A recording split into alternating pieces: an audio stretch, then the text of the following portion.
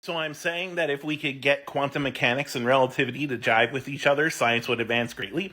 I mean, yeah, that's one of the holy grails of science. That's what we mean when we talk about a grand unified theory. Like, one of the things we're trying to do in science is simplify. When something happens, we ask, okay, why does that happen? Like, when a candle ignites, we ask why. And we're like, oh, well, there's fuel and oxygen causing the ignition. And we're like, well, why is that happening? And we're like, well, there's a chemical reaction going on. Well, what's happening in that chemical reaction? Well, electrons are being exchanged and different atoms are creating different molecules. Why do the atoms behave that way? It's like, well, there's different energy levels and they want to be at the lowest energy level. And so on and so forth. And that's how you eventually get to particles and quantum mechanics and quantum fields and stuff like that. And so far, quantum mechanics has described a lot of stuff. It describes matter, it describes energy, it describes why the nucleus of the atom is held together, it describes radiation, it describes chemical reactions, it describes why we don't just pass through things. Like, it describes stuff real well.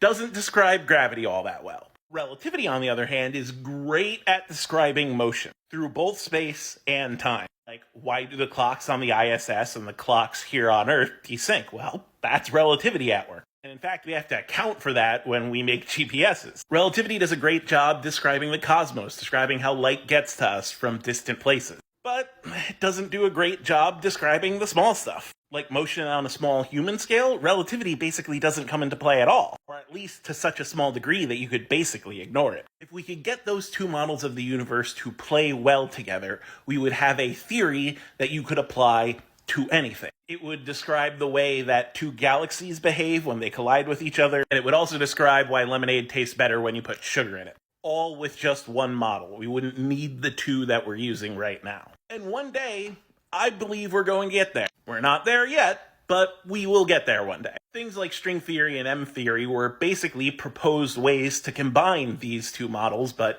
they didn't really work out. There are lots of different theories of quantum gravity out there, lots of different proposed models that make the two work well together, and one day we may just find that grand unified theory.